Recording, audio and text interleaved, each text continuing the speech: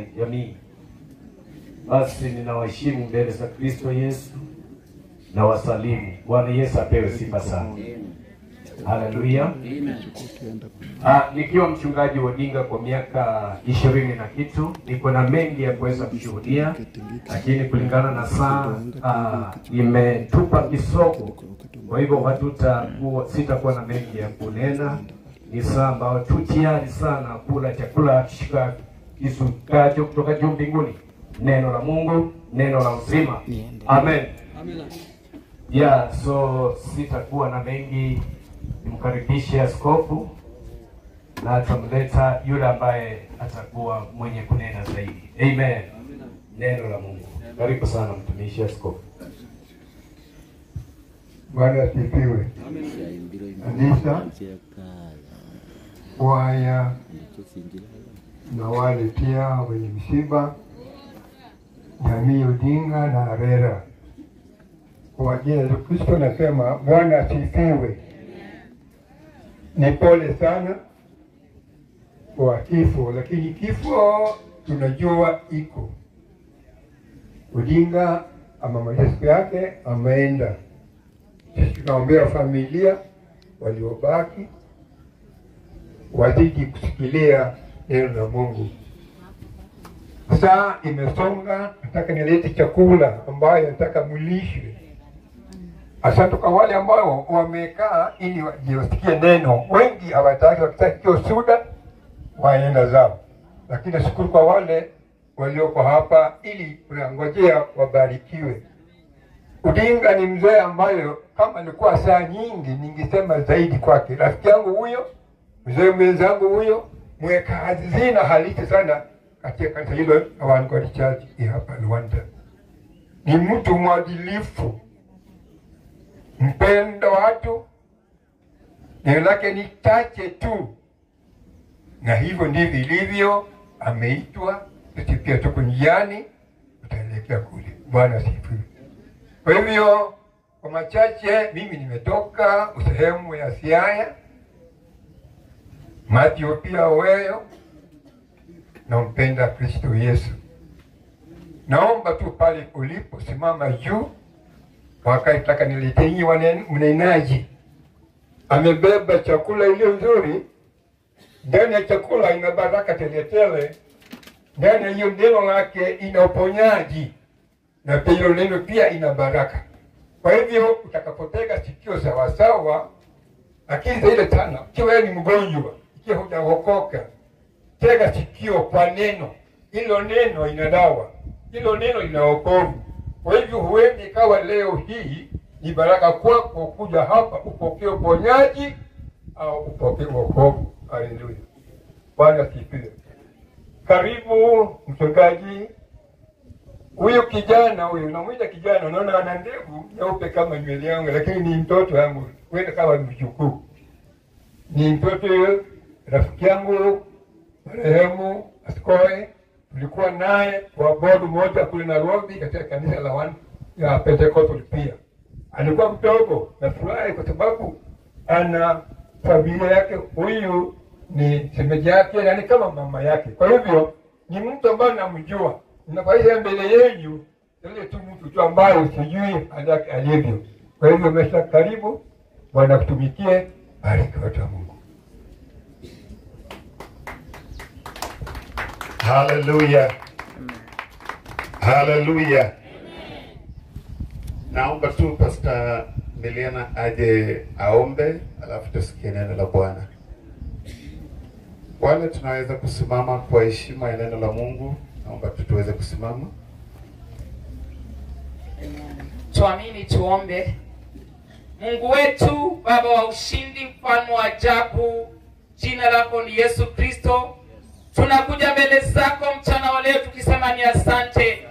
Tazama, umetengeneza nafasi mahali hapa, mahali ambapo tunahitaji kusikia neno lako Bwana. Na Baba, naomba kwa utukufu wa jina lako Yesu, upate kutuma nguvu zako za Roho Mtakatifu, zipate kushuka kwa kila mmoja wetu, upate kufungua akili na mawazo na moyo wa kila mmoja, ili neno lako litakaponenwa lipate kufika katika mioyo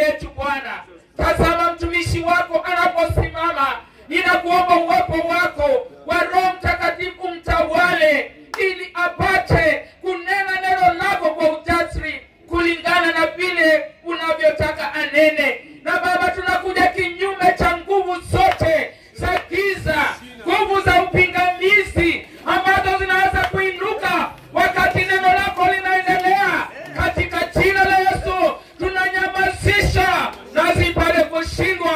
Tunaomba utulivu, tunaomba Bwana Roho wako Mtakatifu atawale. Ni kwa jina la Yesu Kristo naomba. Amen. Naomba tutupigie Bwana Yesu makofi jameni. Makofi ya Mungu haendi kavu, yanaenda na kinywa chako kisiwe kimefungwa. Simama tu dakika moja tafadhali. Najua mmekaa muda mrefu. Hii ni kwa afya yako pia, sio kukusumbua, ni kwa ajili ya afya yako. Tumekaa muda mrefu, naomba tusimama kwa sekunde 30 tu hivi. Nyosha mguu kidogo, ndio damu pia ifanye nini? Ni kwa afya yako, sio kukusumbua, ni kwa ajili ya, kama kuna daktari hapa atakuwa anayuko tu nyuma yangu hapa, atakwambia ni kwa manufaa. So naomba unaona wengine bado wamekaa. Naomba tu, kama ni president angesema tungekuwa tumesimama. Lakini kwa sababu huyu sio president, ni pastor tu, sasa anatusumbua ya nini? Sio kusumbua, ni kwa ajili ya manufaa yako. Hallelujah. Hallelujah. Naomba unyoshe tu mikono yako pande hii. Nyosha kabisa mpaka usikie tap. Nyosha mpaka usikie tap. Nyosha hii nyingine. So mnaona kuku zikiamuka asubuhi, kitu ya kwanza kuku kufanya ni nini? Kitu ya kwanza inashukuru Mungu. Kama ni jogoo inasema hallelujah. Na jogoo ya jirani na inasema amen. Alafu inafungua koti, inanyosha miguu. Hallelujah. Ni kwa ajili ya manufaa yako. Kama kuku zinajua hizi zaidi sisi. Hallelujah. Sasa nyosha tu mguu kidogo, usianguke, lakini najua kuna wazee, nyosha tu kidogo tu. Mwenyewe uchinga kumtunga na nyosha kidogo tu mama yangu ya. Na unapofanya hivyo uponyaji itembee. Kwa wengine kufanya tu hivyo uponyaji inafanyika. Kwa mambo tu madogo hivi uponyaji inafanyika. Amen. Kwa mambo yanayoonekana kama upumbavu, Mungu anatumia upumbavu kuleta utukufu wake. Kwa hivyo naomba unapofanya hivyo, mishipa iliyofungika, mishipa iliyo na blood clot ifunguke katika jina la Yesu. Amen. Unaponyosha mikono hivyo, mishipa ile ambayo imezuiliwa damu haitembei vizuri, Mungu wa majeshi, Bwana Jehova Rafa anayeponya, afungue mishipa ya wale walio wazee katika umri, damu itembee vile inavyotakikana. Kwa wale ambao wana maumivu katika uti wa mgongo, nyosha mgongo, fanya tu hivi kidogo kama unainama. Wale ambao kuna maumivu kwa mgongo, unapofanya hivyo inama tu alafu urudi tena. Inama tu hivi alafu urudi tena. Na unapofanya hivyo, Mungu anyoshe mkono wake aguze uti wako wa mgongo. Kwa wale ambao haujakuwa kilala kwa sababu na uchungu kwa uti wa mgongo, unapofanya hivyo, Bwana wa majeshi ambaye jina lake ni Yesu Kristo, jina lililo juu ya majina yote, mgongo wako uponywe saa hii. Nasema mgongo wako uponywe saa hii. Nasema mgongo wako uponywe saa hii. Nasema mgongo wako uponywe saa hii. Nasema mgongo wako uponywe saa hii. Mama, singufu singire mbirenge. Singufu singire mbirenge. Ofimbe buno butsimulira li Yesu. Ofimbe buno butsimulira li Yesu. Ofimbe buno butsimulira li Yesu. Ofimbe buno butsimulira li Yesu. Shida yose ya maini, Yesu asafishe. Yesu asafishe. Yesu asafishe. Asafishe figo zako. Asafishe figo zako. Akuongezee miaka. Akuongezee miaka. Akuongezee miaka. Katika Zaburi amesema atakushibisha na miaka na kuonyesha wokovu. Abetulubo abashira abana bo bali no musiko. Abenyo kwibula. Nyasaya kumete mikolo labana yabo bibulwa. Nyasaya kumete mikolo labetulubo bibulwa. Mulira ya Yesu Kristo. Mulira ya Yesu Kristo. Mama lekandita yao. Lakika ndiri subira imani kwa matendo. Mama, Mungu akuponye. Pastor Miliana koja, Yesu akuponye. Yesu akuponye. Imani yako ipewe nguvu. Chochote kinachosumbua miguu, nakemea kwa jina la Yesu. Nakemea kwa jina la Yesu. Uvimbe huu, chochote kinachosababisha kuanzia kwa damu yako isafishwe. Damu yako yako isafishwe. Roho Mtakatifu, guza mama, jitukuze, jitukuze ndani ya mwili huu, jitukuze, jitukuze. Kinachosababisha kutoka kwa ngozi hii na amrisha kuanzia kwa mizizi yake katika jina la Yesu. Toka ndani ya mwili huu, toka ndani ya mwili huu, toka ndani ya mwili huu. Mama pone, mama pone, mama pone, mama pone. Mguu huu utoshane na yule mwingine, uvimbe potea, toshana na mguu mwingine, toshana na huo mguu mwingine. Na ikiwa ni kazi ya mwanadamu, ikiwa ni kazi ya majini, ikiwa ni kazi ya ushirikina, navunja nguvu za ushirikina, navunja nguvu za majini, nafunga nguvu za giza katika jina la Yesu aliyekufa akazikwa na siku ya tatu akafufuka, aliyeshinda kifo na mauti. Naamrisha mguu huu kuanzia kwa moyo hadi kwa figo hadi kwa mbavu, zipone, zipone, zipone katika jina la Yesu. Mama tembea kiende kanisani, mama tembea kiende shambani, mama pokea nguvu za kupika na kufanya kazi za boma na kutunza boma lake. Maandiko yanasema mama ndiyo maneja wa boma, mama ndiyo mtunza boma. Mama huyo apone. Jina lako litukuzwe Yesu, jina lako litukuzwe Yesu, jina lako litukuzwe Yesu. Asante kwa utukufu wako Bwana, pokea utukufu na heshima, maana wewe ni Bwana. Kila mmoja inua mikono yako miwili hivi juu. In the name of Jesus, naamrisha magonjwa katika uwanja huu katika jina la Yesu Kristo. Ikiwa ni maumivu ya mifupa, ikiwa ni maumivu ya kichwa, ikiwa ni maumivu ya kiuno, ikiwa ni maumivu ya joints za miguu, katika jina la Yesu uponyaji utembee, uponyaji kwa jina la Yesu, uponyaji kwa jina la Yesu, uponyaji kwa jina la Yesu, uponyaji kwa jina la Yesu. Walioamriwa wiki hii atakuwa amekufa, kwa jina la Yesu hautakufa, utaishi, ushuhudie wema wa Bwana, utaishi, usimulie matendo makuu ya Bwana. Kama unaamini, piga shangwe na vigelegele kusema asante Yesu. Sema asante Yesu, sema asante Yesu. Walio pale, simama. Hata wewe mzee wangu simama, inua mikono hivi. Baba, katika jina la Yesu, guza walio pale karibu na mandizi. Nguvu zako zikanyoshwe juu yao.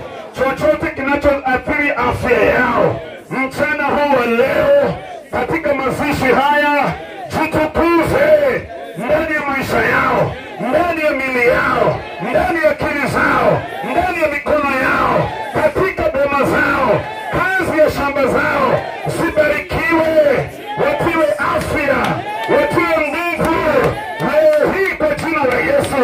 Kila kazi ya shetani tunaiharibu leo, kazi ya ibilisi ndani ya maisha yao tunaiharibu leo katika jina la Yesu. Kila mapepo inayowaangaisha leo hii kwa jina la Yesu naiamrisha iondoke kwa maisha yenu, iondoke kwa boma zenu, iondoke kwa mwili wako. In the name of Jesus, in the name of Jesus, in the name of Jesus. Mshangilie Bwana wale tuko hapa. Hallelujah. Na wale mmevaa uniform ya pink, mnapendeza. Mnapendeza mama. Mnapendeza. Okay, karibu mtuketi kwa viti. Hallelujah. Mnahitaji maombi? Wale baba zangu na ndugu zangu walioko pale, inua tu mikono hivi. Inua mikono yote miwili. Mikono miwili ni ishara ya surrender. Polisi akikushika ukitaka kumuonyesha mimi sina ubaya, nayo hivyo tuna surrender kwa yule aliyeumba hiyo mikono. Na kila aliyeinua mikono, Bwana Yesu unajua shida zao, unajua haja ya moyo wao. Wengine wao ni kwa ajili ya watoto wao, wamepotelea nje, hawashiki simu, hawatumi pesa kusaidia wazazi. Bwana, kukiwa na wazazi wa aina hiyo na wameinua mikono, wewe uliyeongea na kijana mpotevu aliyekuwa amepotea nje, ukampatia akili timamu, akarudi kwa baba, bila umenyosha mikono kama kuna watoto wao hawawasiliani na wao. Yesu, nakuomba tuma Roho wako Mtakatifu, aanze kunena nao, awapatie mawazo ya kufikiria wazazi wao, awape mawazo ya kuwaza wazazi wao.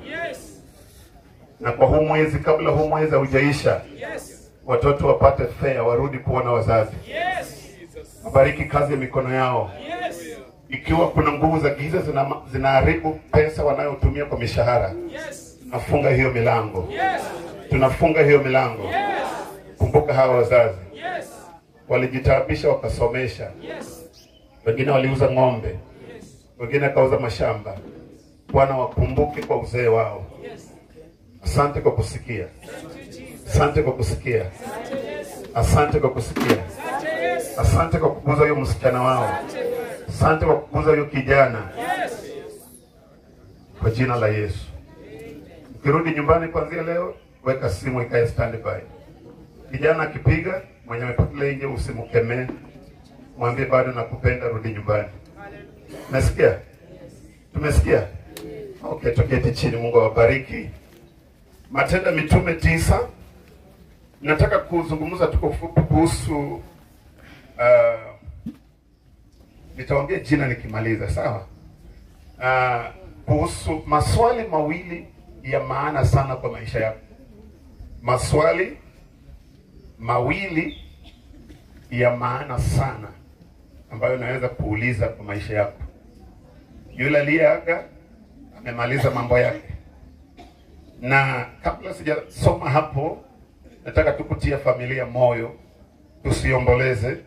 Nimeona kwa eulojia mzee alizaliwa 42 kabla hata vita za Second World War, ndio?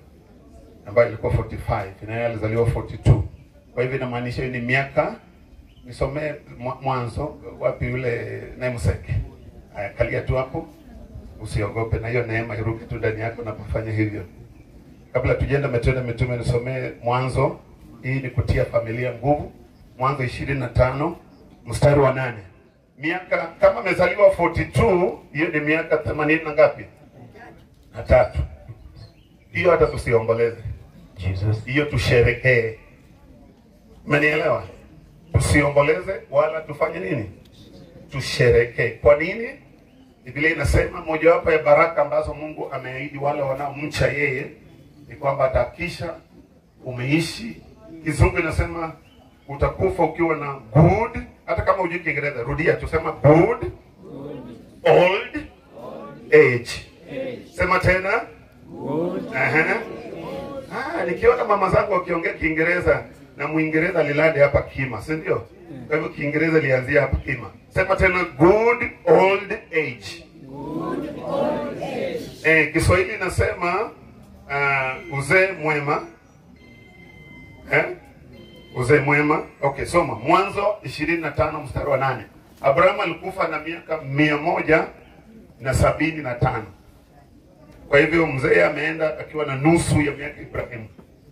Ibrahimu alikufa na miaka 100, miaka 100 na 17 Yahoni bua nane mika 17 Kokaria fuana mika 100 na 17 Neoni bwana alinemika yabuka ndenya saya honi watinyanga tsili alingi nyasaya akulolekede. Mungu akamuonekana Ibrahimu, si ndio? Akiwa na miaka 75 na kafa akiwa na miaka 175. Kwa hivyo aliokoka akiwa na miaka 75 na kafa akiwa na miaka 175. Kwa hivyo aliishi kwa wokovu miaka ngapi? 100. Miaka 100 akifurahia uhusiano wake na Mungu hapa duniani. Soma hapo Mwanzo 25 mstari wa 8. Na wale tuko kwa catering, tafadhali. Bible inasema Mungu ameumba chakula na tumbo. Hiyo ni wa Korintho. Ameumba chakula, ni yeye ameumba, si ndio? Tumbo ni yeye ameumba. Na amesema hizi vitu zote tena ataziharibu. Kama ya mzee tumbo imeharibika, hawezi kukula. So hata tukikula chakula, naongea maana kelele yenu inazuia wale wanakula chakula ya kiroho. So hebu niongeleleshe wale wako kwa catering tent, wasiharibu. Sisi hata tuko kwa catering huku, lakini ya kiroho wanaweza kula polepole, lakini pia wakitega sikio. Sitakuwa vizuri? Sitakuwa vizuri kuliko kuja kwa matanga usikie yale yote uliosikia, na wengine wameenda bila kusikia kile wewe unataka kusikia, na kile yale umesikia yote, hakuna kitu yote itabadilisha maisha yako. Tangu tuanze, hakuna kile kitabadilisha maisha yako ya milele. Kile kitabadilisha maisha yako ya milele ni kile unataka kusikia saa hii. Na kwa hivyo kama unajali maisha yako baada ya kaburi, tega sikio. Haleluya. Mwanzo 25:8. Hii ni kwa ajili ya familia. Amina. Basi tutasoma Mwanzo 25 kwa njia mstari mdogo wa 8. Nasema ya kwamba Ibrahimu akafariki, naye akafa katika uzee mwema. Sema uzee mwema. Uzee mwema. Kuna wengine unazeeka vibaya. Unazeeka na tabu nyingi, na unaleta kisirani mpaka watu wanaanza kusema huyu mzee aende. Sasa hiyo ni uzee yako inakuwa laana kwa wale walio hai. Unanielewa? So wale wazee wako hapa, nataka ukufe ukiwa na uzee mwema. Sema uzee mwema. Uzee mwema. So nitakuonyesha siri ya neno la Mungu vile unaweza badilisha kutoka kwa tu mzee, lakini sasa uwe mzee mwema. Alikufa akiwa na uzee mwema. Ameshiba siku. Ameshiba siku. Rudia tena. Ameshiba siku. Anza. Yes. Anza tena. Nitarudia. Ameshiba siku. Anza mahali ulianzia. Tarudia mstari wa 8. Ibrahimu akafariki, naye akafa katika uzee mwema. Akafa katika uzee mwema. Mzee sana. Mzee, hiyo ndio nilikuwa natafuta. Kuna uzee mwema. Mzee sana. Ameshiba siku. Ameshiba siku. Kwa hivyo kufa kwa sababu ni magonjwa ndio imefanya, kwa sababu alikuwa ameshiba. Hata mwenyewe alikuwa anambia Mungu, nimeona ya kutosha, nimetembea na wewe, nimeona wajukuu, nimeona Isaka umenipatia, nimeona Isaka amezaa watoto wawili, na wakati huo Esau na Isaka walikuwa miaka 15. Akaona wajukuu wale ambao watachukulia hapo yeye akienda. Na ndio maana inasema mzee alikufa katika uzee mwema, mzee sana, ameshiba siku. Kwa hivyo mama, na kuombea hiyo iwe sehemu yako. Hiyo iwe sehemu yako. Chochote kinachotumwa kikutoe haraka ufuate mzee, tunakisimamisha leo. Uishi miaka yako yote mahali mzee aliwachia, na wewe umalizie. Haleluya. Ukienda unamwambia nimewacha boma, nimepanga vizuri. Na ushauri wa pili, asante ubarikiwe. Ushauri wa pili tu, ya Bible inasema kwa kinywa cha kuhani inafaa kutoka ushauri, si ndio? Amina. Na mnisame siingili familia, ni ushauri tu kwa sababu nimesikia. Na ushauri huu nimesikia wakisema hapa ili wasioane, sijui nani asioe nani. Msibadilishe nyinyi vijukuu kuwa wengi tena ikuwe ni kama ni laana. Vijukuu na vijukuu wakiwa wengi inafaa iwe baraka. Inafaa iwe nini? Baraka. Iwe baraka. Amina. So kama hawajuani, nawapatia ushauri tu wa bure. Ukienda counseling mahali pengine utalipa 20,000. Counseling ya bure. Kwa wale wamesimama hapa, msingoje kwa matanga ndio mnaleta watu wajuane. Because hapa kila mtu analia.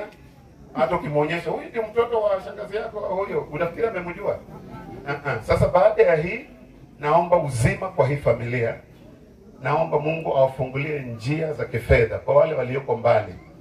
Warudi hapa sio kwa majonzi, warudi hapa kwa sherehe sasa ya kushukuru Mungu kwa wajukuu na kwa vitukuu. Na hapo hata kama mama wanaweza kaa na wewe siku 2, si utafurahi? Sasa siku 2, siku ya kwanza unawajulisha huyu ni fulani, huyu ni fulani. Wanashinda, naambia ndeni mtu pamoja, wanaenda wanarudi. Siku ya pili unachinja mbuzi, wanafurahia. wanakula, wanajuana. Sasa hata wakienda, wanaenda kama wamejuana, wamebadilishana namba za simu, hakuna mwenye ataoa mtoto wa mwingine. Si ni sawa? So kwa wale ambao wako, msaidie mama, mmoja wao ndio anatembea, mwingine ndio huyu. Hata kama mjaolewa, Mungu awapatie waume wazuri. Kwa wale mlikuwa wa nyuma, Mungu awapatie waume wazuri. Mungu awapatie waume wazuri. Amina. Kama tuko matanga, ili bado Mungu anajali. Ule amekufa, hata kama ni baba yako, ni mume wa mama yako. Sasa na nyinyi pia Mungu awatembelee. Mtaka kusema amen? Ama yeye yongelangu kupatanga. Nawaombea Mungu asiwaunganishe na watu wale watawaletea shida ya miaka yenu yote. Afanye mzeeke haraka, ufikie umri wa mama. Na ndoa ni ya muhimu sana. Haleluya. Amina. Okay, tuende kwa Matendo ya Mitume 5. Maswali mawili ya umuhimu. Tega sikio. Nisaidie kuambia aliyo karibu na wewe, tega sikio. Tega sikio. Wacha moyo wako ukwe kama isiongo. Waleshina. Uchote kitu uende nacho. Maswali mawili ya umuhimu. Kabla hujakufa, uwe umepata majibu ya hayo maswali. Ukipata majibu ya haya maswali, kuna maswali mengi unaweza kuuliza kwa maisha, lakini kuna maswali mawili ya maana kuliko maswali yote unayoweza kuuliza ama yale umewahi kuuliza kwa maisha yako. Na haya maswali haya mawili yana uwezo wa kubadilisha maisha yako ya saa hii, na pia yatabadilisha maisha yako ya siku zijazo baada ya kaburi. Ndio maana nayaita maswali mawili ya maana kuliko maswali yoyote yale umewahi uliza na yale utawahi uliza. Haleluya. Haleluya. Kama unanisikiliza, inua mikono nione tuko pamoja. Asante. Mungu akubariki. Unaweza pigia Yesu makofi. Amen.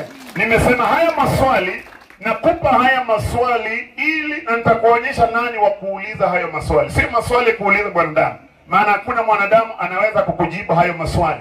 Nitakuonyesha ni nani unayeweza kumuuliza hayo maswali, na ukipata majibu ya hayo maswali, wewe maisha yako ya hapa duniani na maisha ya baada ya kaburi, wewe unaishi ukijua leo yako iko salama na pia kesho yako iko salama. Haleluya. Swali la kwanza, Matendo ya Mitume 9 mstari wa 5. Tega sikio. Matendo ya Mitume 9 mstari wa 5. Ebihole byaba rume musafu ni wale wa huko, si ndio?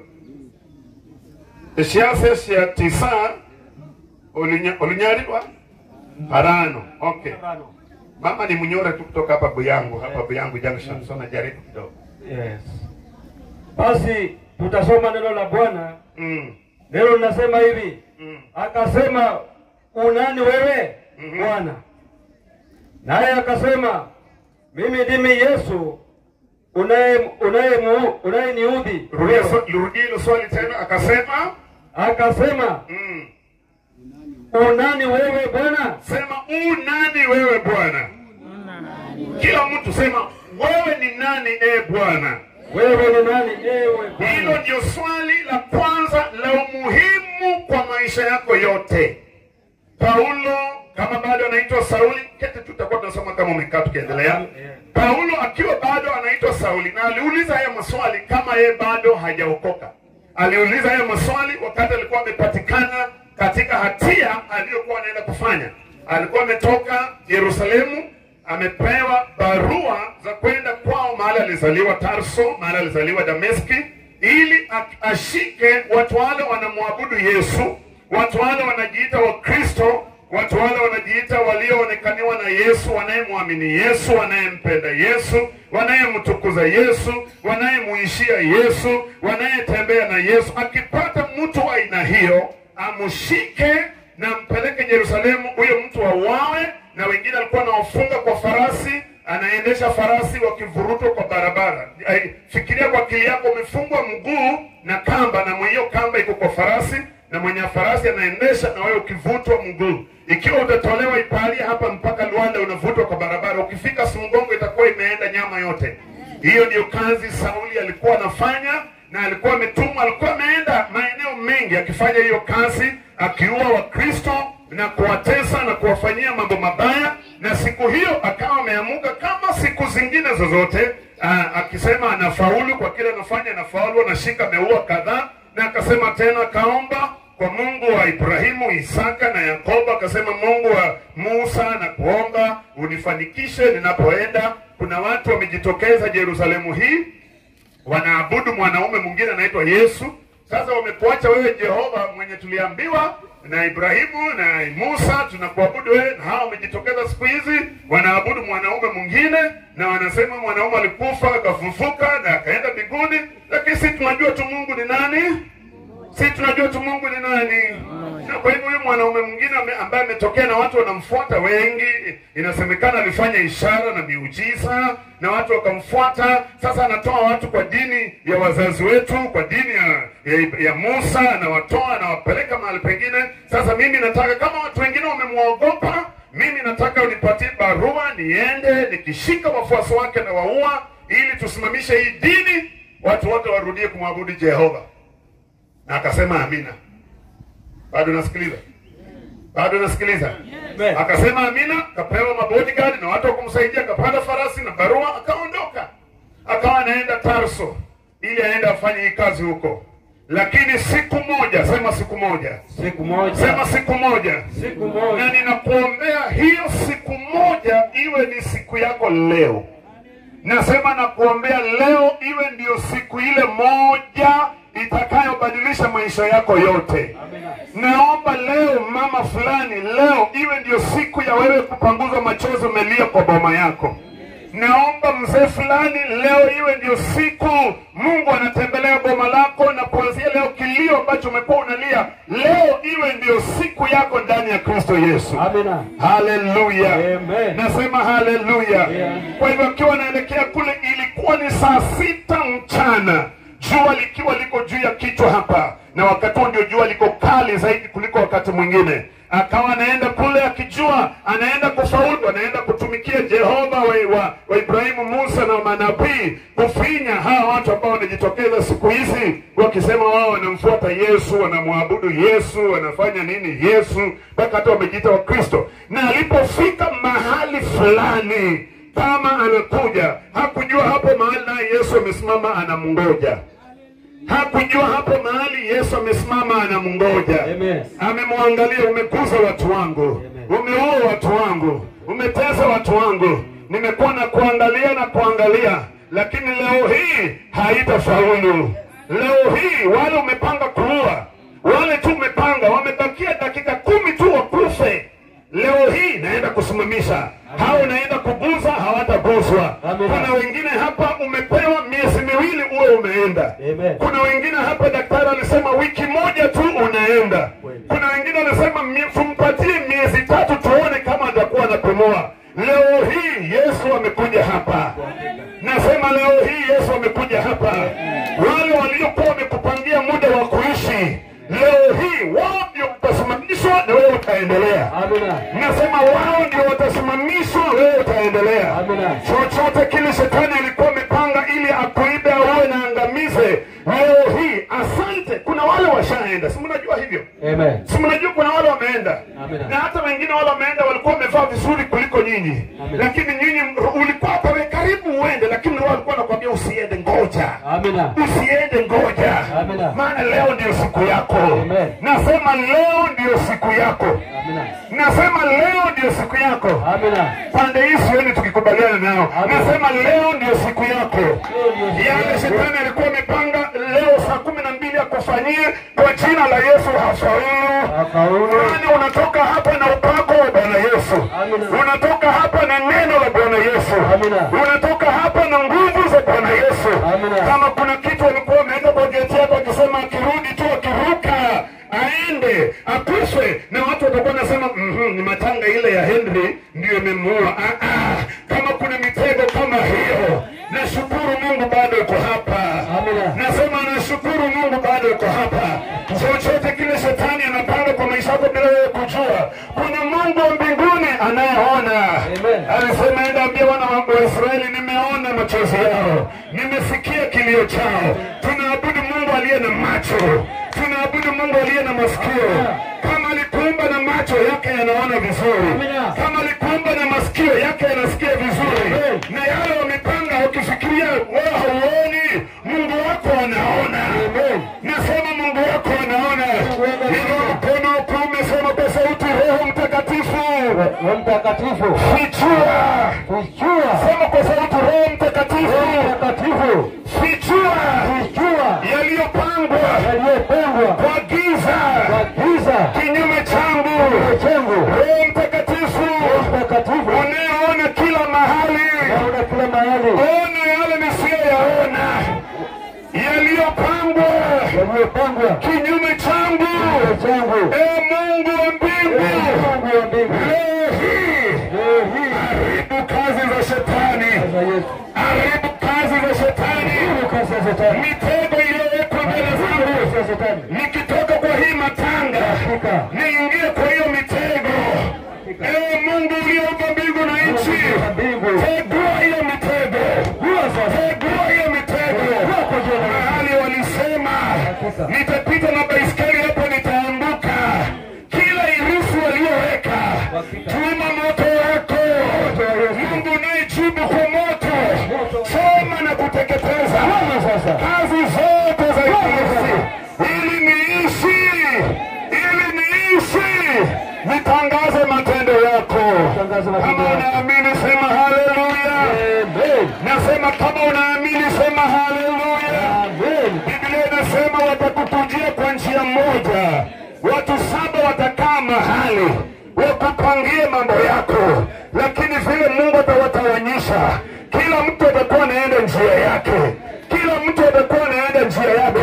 Saa zile watakuwa wanaenda ndio wakubaliane. Tukamalize hivi, tukafanye hivi. Mmoja wao atainuka na atasema hapana, siko nyinyi bakini 6, mimi nimeenda. Yule mwingine anabaki anasema umeenda, bakini watu 5, mimi naenda. Haleluya. Anasema tumebaki 5, bakini 4, mimi naenda. Mwingine anasema nyinyi bakini 3, mimi naenda. Anasema wewe baki peke yako, mimi naenda. Huyu naye amebaki anasema watanisema hata mimi wacha niende. Ili uweze kuishi. Utimize mapenzi ya Mungu kwa maisha yako. Haleluya. Wengine mko hapa. Unasikiza neno la Mungu. Lakini mume wako mahali. Usiseme hii urudi nyumbani mgombanishe. Roho anapokufunulia pana kwenda kwa mwili. Wewe aende na hekima ya Mungu. Nakupangia mahali. Nataka niongeze bibi mwingine. Nataka niongeze kwa sababu mshahara imeongezeka. Sasa nataka huyu hawezi kula yote. Nataka nioe mwingine. Uko hapo unasikiza. Usijali. Nasema usijali. Unaye Mungu mbinguni. Umeteseka na huyo mzee. Umeng'ang'ana na huyo mzee. Mlitoana kwa ufukara. Mkatoana kwa umaskini. Sasa umefika hapa. Kitu imeingia. Pesa imeingia. Anaanza kufikiria mwingine. Na shida ya hiyo ni kwamba wewe mwenye mmeteseka na yeye hautakula kitu cha kutosheka. Huyu mwingine mwenye ametokea Furamunoya ndiye anapewa fungu lililo kubwa. Kwa jina la Yesu Kristo. Kilicho chako, nasema kilicho chako hakitaliwa na mtu mwingine. Nasema kilicho chako hakitaliwa na mtu mwingine. Nasema kilicho chako hakitaliwa na mtu mwingine. Kesho yako haitafurahishwa na mtu mwingine.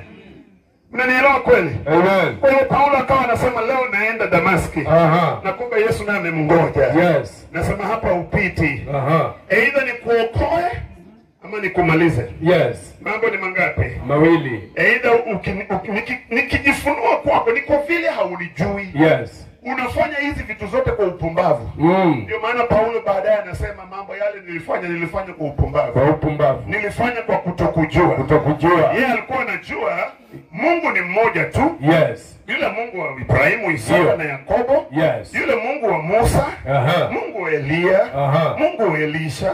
Mungu wa manabii. Lakini huyu mwingine amejitokeza huko ati Yesu. Na tunamwona amezaliwa tu hapa. Huyu tunamaliza. Ndio maana alikuwa anafanya hivyo kwa kutokujua. Kwa hivyo Yesu akamngoja akasema najua unafanya maana kwa maswali mawili haujui. So niko hapa. Nikijifunua kwako na haubadiliki na kumaliza. lakini kijifunua kwako na ukubaliane na mimi utaishi. Unanielewa? Right. Sasa akiwa saa 6 jua ni kali. Hakuna mtu hapo. Hebu jaribu kuangalia jua bila kufunika macho. Fungua tu macho yote uangalie. Hata usijaribu utakuwa kipofu. Usijaribu utakuwa nini? Sasa ikiwa saa 6 hivyo, Paulo kufika hapo anasikia mwangaza inatokea mahali jua imetokea. Lakini ni mwangaza inashinda ya jua. Ikachapa macho yake pap kipofu. Hiyo mwangaza ikamchapa pap kutoka kwa farasi. Ameanguka chini.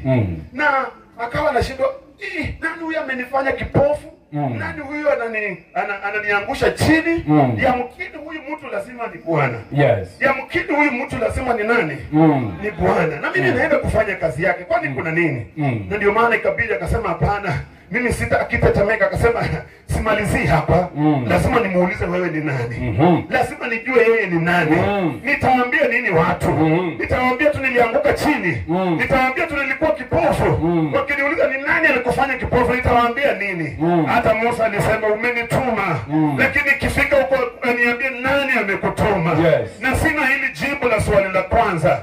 Lazima uniambie wewe ni nani? Wewe ni nani? Unanielewa vizuri? Yes. Na kwa hivyo akiwa chini yeye ni kipofu anatetemeka. Akauliza, wewe ni nani Bwana? Wewe ni nani Bwana? Swali lile la kwanza la maana kwa maisha yako. Yes. Wewe ni nani Bwana? Wewe ni nani Bwana? Na sauti ikajibu sio kwa hasira, kwa upole. Alifikiri atajibu mimi ni Jehova.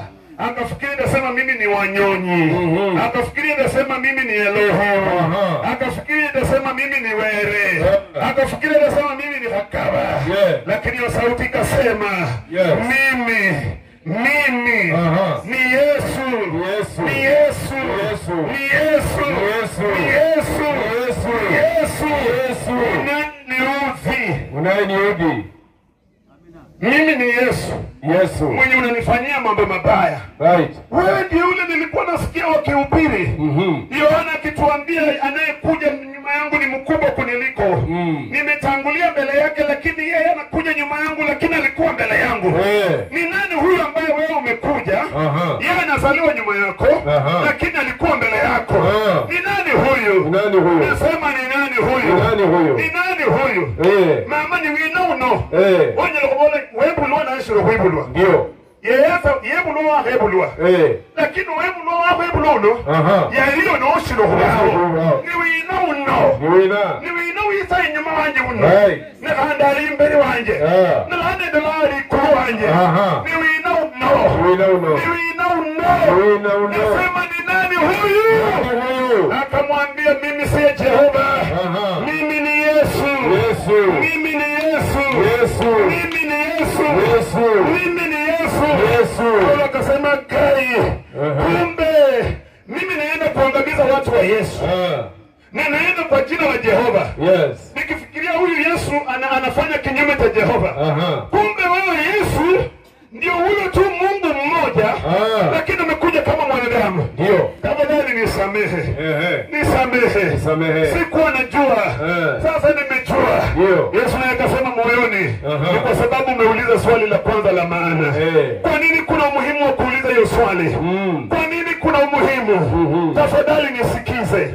Hata usipokula chakula tafadhali usikasirike. Lakini hii ni ya maana. Hii ni ya maana. Kumjua yeye. Je, unamjua aliyekuumba? Unajua aliyekuumba? Unajua aliyekupa miaka ulio nayo? Unajua anayekupa pumzi? Je, unamjua? Yeye anakujua. Lakini yeye kukujua haijabadilisha maisha yako. Unanielewa kweli? Yeye kukujua haijabadilisha maisha yako. Maana hata Yesu alipokuja kwa Sauli alimuita mara 3 Sauli. Kumuonyesha mimi nakujua. Lakini yeye kumjua haikubadilisha. Unanielewa? Lakini wewe kumjua, hapo ndio mabadiliko yanaanzia. Wewe kumjua. Hapo ndio mabadiliko yanaanzia. Hapana kusema tu mimi Mungu ananijua. Ni vizuri anakujua. Lakini wewe unamjua. Je, wewe unamjua? Katika Timotheo kwanza 1:12 Paulo anasema nateseka, naumia kwa ajili ya Injili, ninafungwa kwa jela kwa ajili ya Injili, lakini hizi shida zote hazinitishi. Kwa nini? Namjua niliye mwamini, namjua niliye mwamini, namjua niliye mwamini, namjua niliye mwamini. Wengine wetu tunamwamini Mungu, unafanya vizuri, lakini swali, unamjua huyo unayemwamini? Unanielewa kweli? Amina. Unamjua yule unayemwamini? Paulo akaenda mahali pengine kule Athene, akapata watu wameweka pale madhabahu. Ndio. Watu wa One God wako pale. Watu wa PAG walikuwa pale. Watu wa Catholic wakakuwa pale. Watu wa Anglikano wakakuwa pale. Hizi zote hata nimetaja yangu, watu wa Paulo wakakuwa pale. Hizi zote ni dini za wanadamu. Ndio. Na kila dini inasemanga yetu ni mzuri kuliko ile nyingine. Wale wako pale wanainama, wengine nao wako ukuta wanagonga usameso. Sasa watoto wanakuja nyuma wanasikia usameso. Wanashinda huyu meso ni nani? Nilikuwa nikisikia babu yangu akisema tu uza meso. Sasa pia naendeka kwa kona usameso. Ukimuuliza usameso ni nini? Hajui. Alizaliwa mzazi akisema usameso. Kumbe alikuwa anasema unisamehe Yesu. Lakini mwenye alianzisha akufundisha hao vizuri. Huyu naye mwenye alisikia kwa mwenye alifundisha, naye akasikia uza meso. Naye akafundisha huyu mwingine uza meso. Huyu mwingine naye akatoa sa meso. Huyu mwingine akasema saa ni mrefu, meso. Sasa vizazi na vizazi zinaendaga sema kuabudu Mungu tuliambiwa nasema uza meso. Je, huyu mwenye unaambia uza meso unamjua? Kwa nini unasema uza meso na bado unateseka? Kwa nini unasema uza meso na bado unaangamia? Kwa nini unasema uza meso na watoto wanakufa na mapepo? Kwa nini unasema uza meso na maisha yako inaangamia? Usiseme tu Mungu anakujua. Je, wewe unamjua? Yesu akaambia mwanamke Msamaria, hii maneno inaniumizanga nikisoma. Nyinyi mnaabudu msichokijua. Hebu sikia maneno. Yesu ndiye anaambia mwanamke Msamaria, mnaendeka kuabudu. Mwanamke alitikamba akasema sisi tunaendeka kwa ile mlima. Musa alionekania kwa ile mlima. Ndio. Babu zetu waliabudu, hata wametuachia kisima. Mababu. Nasema hii ni kanisa ya babu. Hii ni kanisa ya shosho. Siwezi kuiacha. Umeshika kanisa ama umeshika mwenye kanisa? Unaweza kushika kanisa na ukose kushika mwenye kanisa. Hallelujah. Nimesikia mtu akisema pale unaweza kushika kanisa na mikono yako yote hivi na umeacha mwenye kanisa hapo pale. Ufunuo inasema aliambia kanisa ingine Ufunuo. Aliambia ile kanisa nilikuanga ndani, mkaanza shughuli na maharambee na michangizo na nzuha, mkawacha maombi na neno langu, mkaniambia niende nje. Sasa niko nje. Hii bado mnaendelea na shughuli, lakini mimi hapa nje kwa mlango nafanya nini? Nabisha. Nani anabisha mlango? Yesu. Ako ndani anabisha atoke nje, ama ako nje anabisha ingie ndani? Ako nje aingie ndani. Na wale wako nje ndani wanafanya nini? Na mwenye hiyo kanisa ako wapi? Nje. Wameshika kanisa. Shika dini. Lakini mwenye dini mmoja anasema kila tunataka tusikie sauti. Sasa siku hizi watu wanasikia sauti hizi. Tumeona hata tangu tuanze tumesikia sauti nyingi. Kuna mabadiliko umepata tangu anze kusikia? Tangu usikie mzali zaliwa 42 imekubadilisha?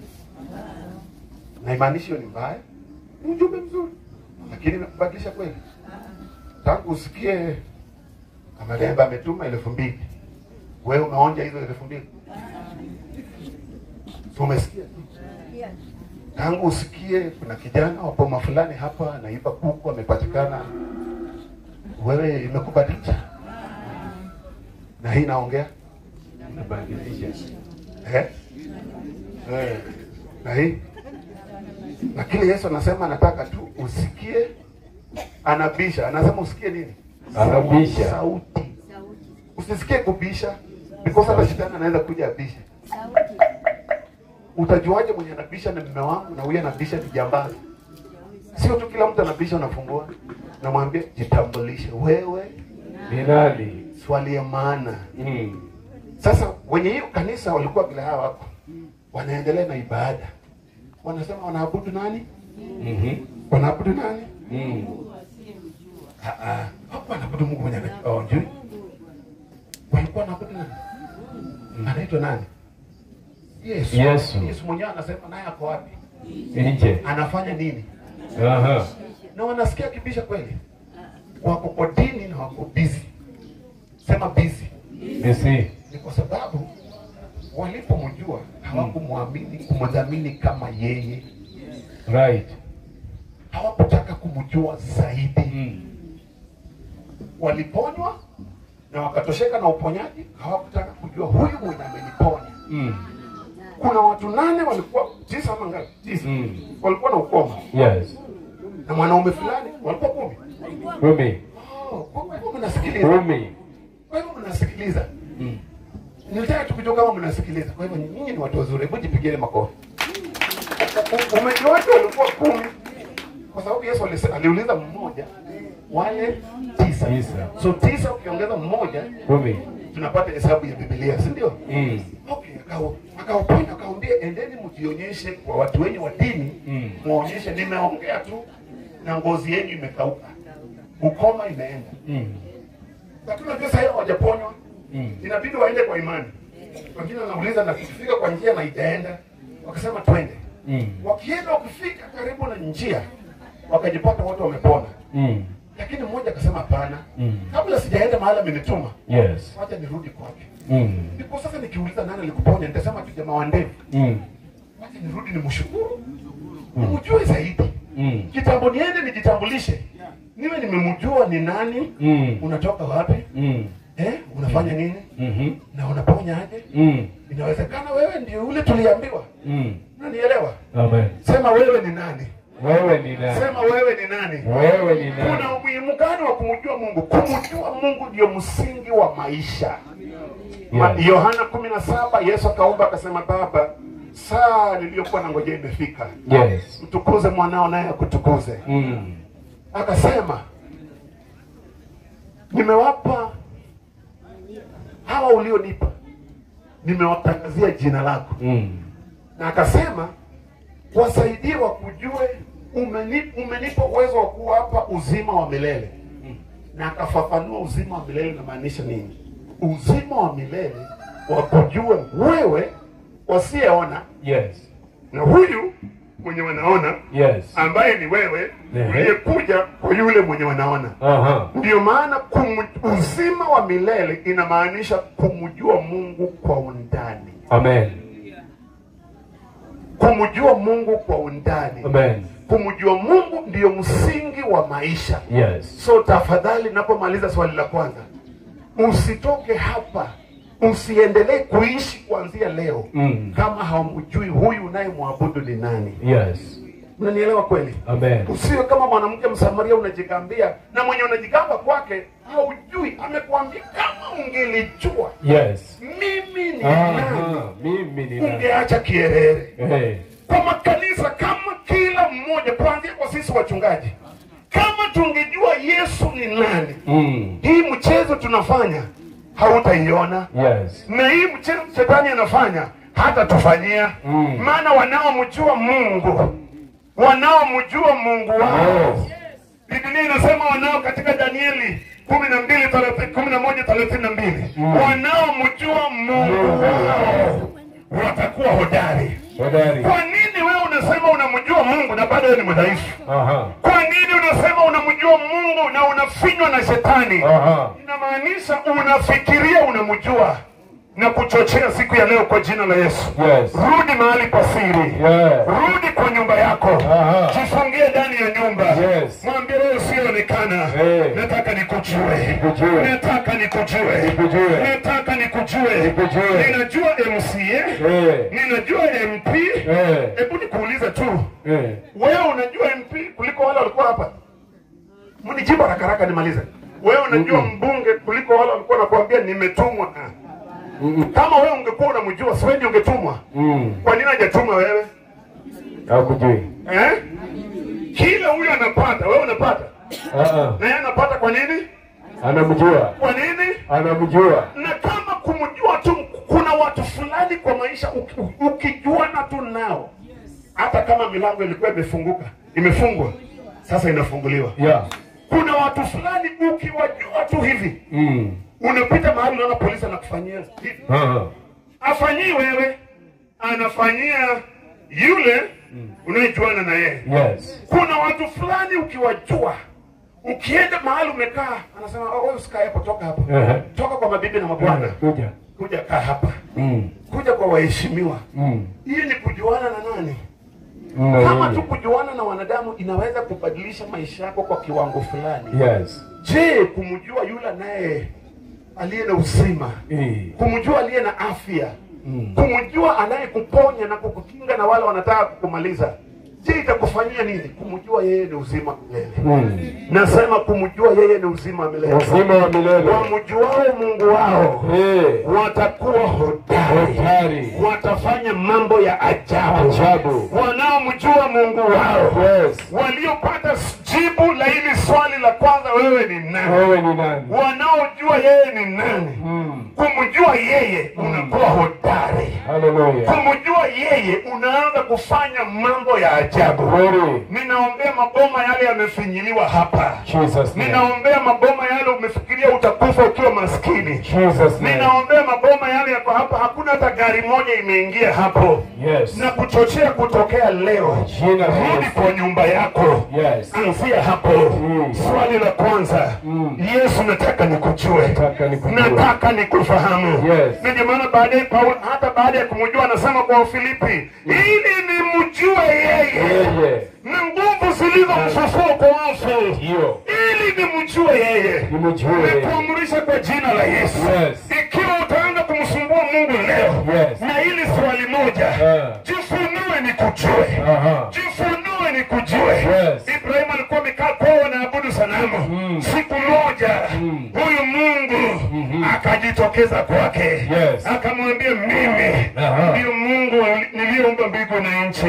Naona ukikaa hapa kwenye Iraq, Ibrahim alitoka Iraq, nchi ile inaitwa Iraq leo. Unasikia hiyo kweli? Ile inaitwa nini? Iraq. Zamani ilikuwa inaitwa Mesopotamia. Hiyo ndio huko ndio Ayubu alikuwa anaishi, Uri ya Wakaldayo. Huko ndio watu mashuhuri walitokea. Sema Iraq. Sema Iraq. Sema mara mwisho Iraq. Kwa hivyo alikuwa Mwarabu tu kwa amekaa. Anaabudu miungu. Mungu aliyeumba mbingu na nchi. Mwanzo kulikuweko neno. Neno alikuweko kwa Mungu. Neno alikuwa Mungu. Huyo akajitokeza kwa Ibrahimu. Na akamwambia kwa ndoto, toka kwa watu wako. Toka kwa nyumba ya baba yako. Toka kwa nchi yenu. Enda mahali nitakuonyesha. Mungu akajifunua kwa Ibrahimu. Hakuna kitu kizuri Ibrahimu alifanya. Ni kwa sababu ya makusudi ya Mungu na Ibrahimu. Tangu Mungu ajifunue kwa Ibrahimu. Sasa leo Ibrahimu anajulikana kila mahali. Waislamu wanamjua. Wahindi wanamdai. Wayahudi wanamdai. Wakristo wanamdai. Kwa sababu tu ya kumjua huyu Mungu. Ya kumjua huyu Mungu. Na nini Ibrahimu naye alifanya? Alipopewa Isaka akamjulisha kwa huyu Mungu. Alipopewa wajukuu akawajulisha kwa huyu Mungu. Na huyu Mungu anapojifunua kwako anachukua kitambulisho chako. Sasa hata hivyo tu Mungu ataitwa Nyasaye wa Priscilla. Amina. Anachukua jina yako ile kitambulisho chake. Maana wewe unakuwa ambassador wake. Kila maana wewe ndio mnamjua. Na ukimjua Mungu anakutenga na watu wa kawaida. Anaanza kukutuma. Unabeba pesa vile hao walikuwa wanabeba pesa wanaleta. Sasa mimi amenituma nikuje na baraka kwa mahili. kweli. Nimehuzunika kusikia vijana wote walikufa. Nimehuzunika kusikia dume zote zimeenda. Sasa dume ilikuwa imebakia moja imeenda. Naona hiyo sio kawaida. Ati dume zote na baba alizika watoto wake wavulana wote. Unaona hiyo ni kawaida kweli? Kwa jina la Yesu. Kwa jina la Yesu. Mama, kwa jina la Yesu. Kwa jina la Yesu. Wajukuu wako wavulana tunawafunika na damu ya Yesu. Damu ya Yesu. Tunawatenga na damu za ukoo. Tunawatenganisha na damu za ukoo. Damu ya ukoo. Roho ya watoto wavulana kwenda. Hapo ilitakana madume ndio ziwe zimesimama. Ziwe zinasema madada zangu jitokezeni. Na wale dume mlioa kwa hii boma simameni. Nimehuzunika kuona wasichana ndio wanaita mabwana.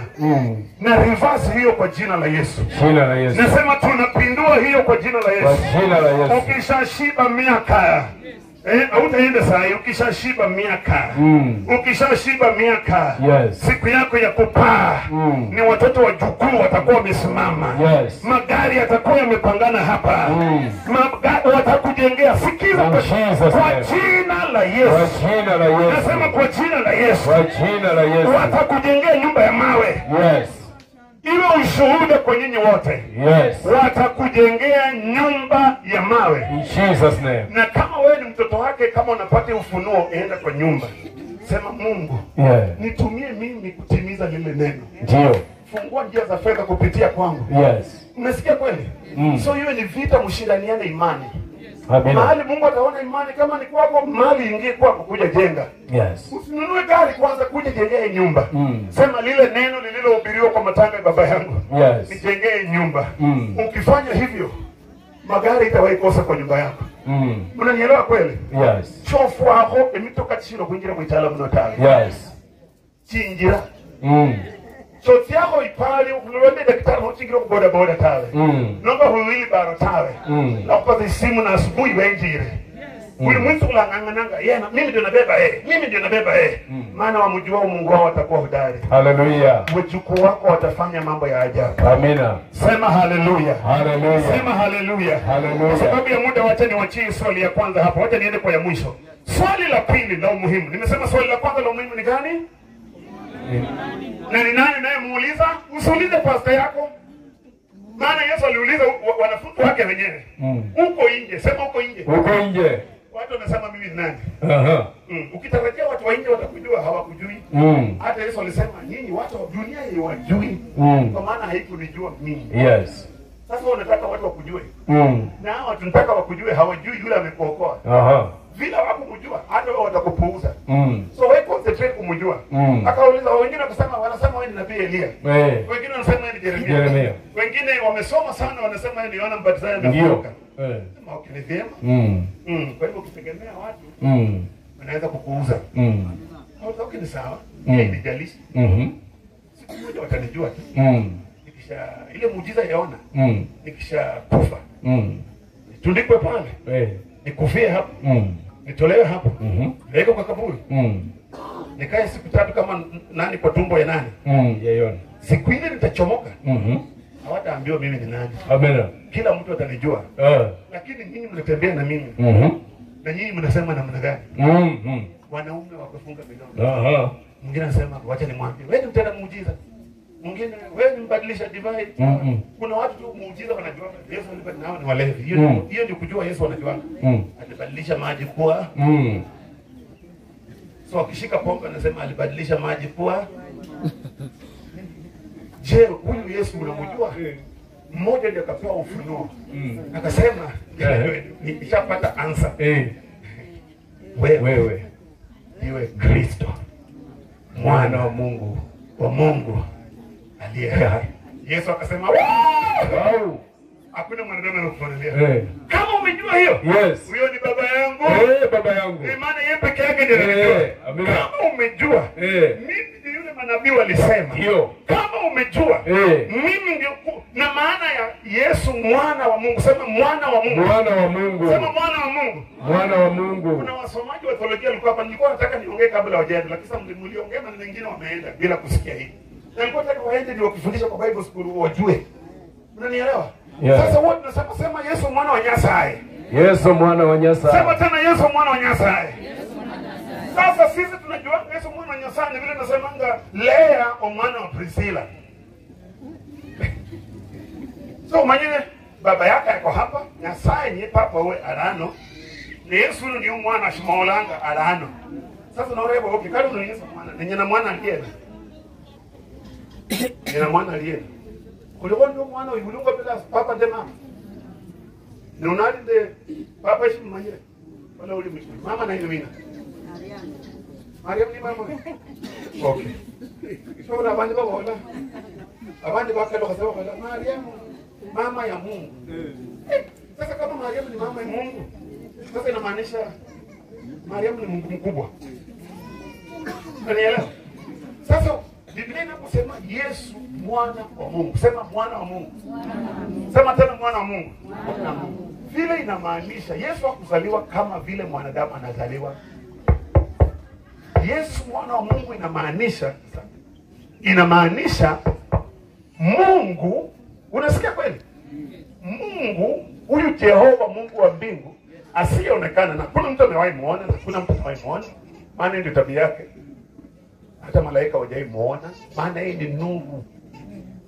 Yeye ni nini?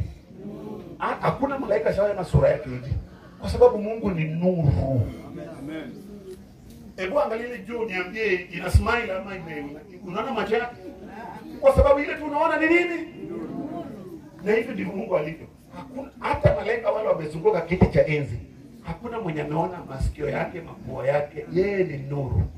Ndio maana Paulo anasema aketie katika nuru ambayo hakuna mtu anaweza kuisogelea. Hakuna mtu yote ameshawahi muona na atakaye muona. Huyo ndio Mungu sasa. Sasa tunaposema Yesu mwana wa Mungu tunamaanisha huyu Mungu asiyeonekana aliamua leo anataka aonekane. Na njia ya pekee, sema ya pekee. Sema ya pekee. Sema kwa sauti, njia ya pekee ya yeye kuonekana vizuri ni achukue mwili.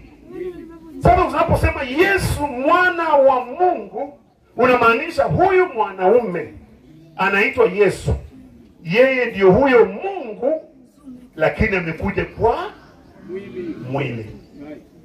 So unaposema Yesu mwana wa Nyasaye, in short mama, imeingia Yesu uno ni Nyasaye. Amen. Mnasikia kweli? Inamaanisha mzee wangu, huyu Yesu ndio nani? Simule alipewa katika kengine ima. Na Emmanuel inamaanisha nani? Ati nani yako na sisi? Nani? Ati nani yako na sisi? So ukiona huyu mwanaume Yesu inamaanisha nani yako na wewe?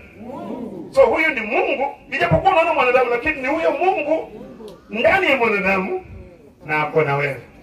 Na Mungu alichagua hivyo ndio atabakia milele na milele. Tukienda mbinguni mwenye tutaona sio mtu mwingine, ni Yesu. Mwenye ameketi kwa kiti cha enzi sio mwingine. Hakuna viti tatu ati ya baba, ya baba katikati, roho pande hii na mwana mkono wa kuume.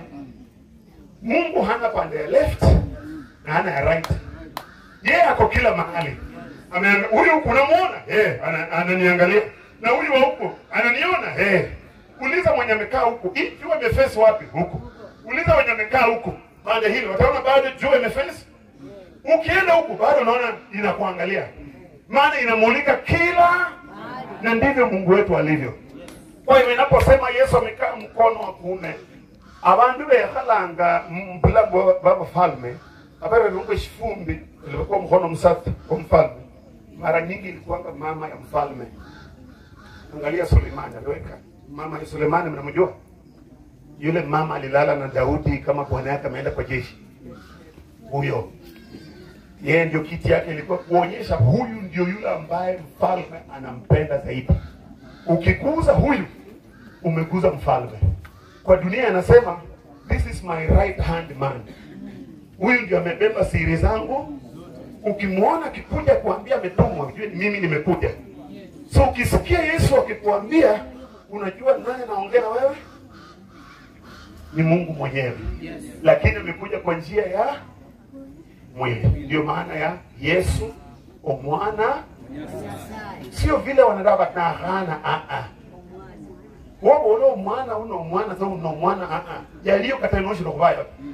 Aliambia Wafarisayo, kabla Ibrahimu mimi niko. Sasa yule mtoto kweli wakamwambia hatajafikisha miaka 58. Na unasema kaambia uliza kaambia Ibrahimu alifurahia aliponiona. Na Ibrahimu alimuonaje? Ile alipopinduka hivi akaona kondoo imeshikwa kwa kichaka. Na akaambiwa usichinje mwanao Isaka. Chinja hii badala ya hii. Na Ibrahimu akapata ufunuo, Mungu anapeana. Mungu anapeana. Na tena huyu Mungu ndiye atapeana mwanawe wa pekee atakayeuawa kwa niaba ya watu wengine. Na kuombea kila mmoja, pokea roho ya kumjua Mungu. Roho ya kutaka kujua maisha ya watu wengine na ikemea. Hii inaitwa roho ya fitina. Omoyo kwa kwenye kumanya mkuu kama andi manyanyasae. Nasema manyanyasae. Okumanya mkuu kama andi sikana konya tawe. Okwenye kumanya konena wa oreshina bana beba liena chino konya tawe. Lakini okummanyanyasae. Ebolo okummanyanyasae. Soma swali ya mwisho mstari wa 6 alafu tuombe. Swali ya pili ya mwisho. Nasema ni maswali mangapi? Umeshika swali ya kwanza. Ukikufa kabla hujajua jibu la hiyo swali, mzee wangu, wewe nyosha tu mikono. Nyosha mikono. Saa zile utakuwa umekaa kwa busaa, hauna haraka. Ndio nakwambia saa zile unakunywa busaa. Hauangalii saa, unaangalianga saa. Usiseme watu, sema wewe umechoka. Wewe unajua nini imechosha hawa watu? Unajua shida zimewachosha. Na Mungu anawapatia majibu. Unajua nini natesa hata wewe mwenyewe. Unajua nini nakuumiza. Na Mungu amekuja kupatia jibu. Unanigongea mkono. Shetani ashindwe kabisa.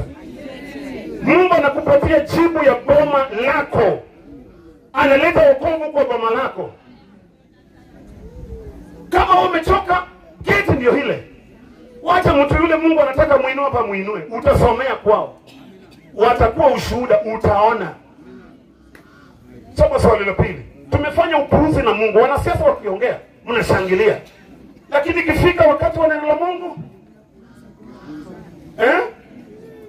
au kuna wazee naona nyuma yako wamekaa wanakushinda na umri, hata kama wewe ni mzee. Au shindi umri wa Yesu. Kwa hivyo kaa usikize ama simama enda. Kama kwa makanisa yenu mnabembelezwa, siku ikifika saa ya neno la Mungu, jaribu president anaongea. Jaribu ufanyie hivyo. President ni kweli ni uongo. President anaongea mfanyie hivi. Nini itafanyika? Vile bodyguard watakubeba wakupeleke hautajua. Jifunze ndio kesho usibebwe na askari. Soma swali ya mwisho. Walio na masikio? Kama kwa makanisa mnabembelezwanga unachukua kichwa mabega unaenda, sikiza neno la Mungu. Swali la pili la muhimu la mwisho. Soma mstari wa 6. Mstari wa 6. Basi mstari wa 6 unasema, sikia swali la mwisho. Lakini simama, uingie mjini. Hiyo ni mstari wa 6. Hii mstari wa 6 Matendo ya Mitume. Okay, anzia 5 malizia 6 unganisha. Okay, sawa. Anzia mstari wa 5. Nasema ya kwamba akasema, "Unani wewe Bwana?" Hiyo ni swali ya kwanza, Naye akasema, "Mimi ndimi Yesu, unayeniudhi wewe." Haya, sikia, endelea hapo. Lakini simama. Sema simama. Sema simama. Mama. Ingia mjini. Nawe utaambiwa yakupasayo kufanya. Umesikia wewe mzee? Umesikia? Yesu akaambia Paulo, mimi ni Yesu ndiye, lakini fanya nini? Simama. Fanya nini? Sasa unaona, kwa sababu ya muda na meza kitu ile ningekuambia mwingine, hiyo ndio ingebadilisha maisha yako. Kwa sababu ya muda. Wakati unamjua Mungu, kitu cha kwanza atafanya ni vile amesema. Amina. Inuka. Amen. Kumjua Mungu ndio kwanza kwa kuinuka kwa maisha yako. Amina. Na Mungu anapokuinua, kitu cha pili atafanya, atakuconnect na watu watakao kusaidia umjue zaidi. Amina. Mmesikia anaambia Paulo? Amina. Inuka, nishakwambia mimi ni Yesu, lakini haijaisha. Inuka. Ingia humu chini. Kwa wengine wenyu, Mungu anataka kuanzia Matangai. Inuka, toka kwa grupu ya wamama wa Mshene. Toka hapo. Amina. Enda mahali Mungu anakuelekeza kuanzia leo. Amen. Watakuja wakutafuta, wakuuliza siri yako ya kuinuka ni gani? Amina. Mnanisikia kweli? Amen. Maana unapomjua Mungu lazima yu inue maisha yako. Amina. Hawezi mjua Mungu vizuri na ubakie vile ulivyo. Kwa jina la Yesu. Amina. Kwa wale mtakaopata ufunuo huu, hautakufa maskini. Amen. Hautahangaika kama mtu hana watu. Mungu atakuunganisha na marafiki wazuri. Mama, hata kama mzee ameenda, Mungu anaenda kukuunganisha na watu watakupenda hata zaidi. Amina. Unanielewa? Amen. Haya, maliza hiyo mstari sasa. Naendelea kusema na wale watu waliosafiri pamoja naye wakasimama kimya. Okay. Nani ako na tafsiri nyingine? Because swali ya pili nafaa ikuwe. Si unaona kuna hebu mpatie. Kuna Bible zingine siku ni ya Kiswahili lakini walio tafsiri wanatoa mambo fulani. Inasema yangu inasema hivi. Amina. Lakini simama uingie mjini. Nawe utaambiwa ya kupasayo kutenda. Yes.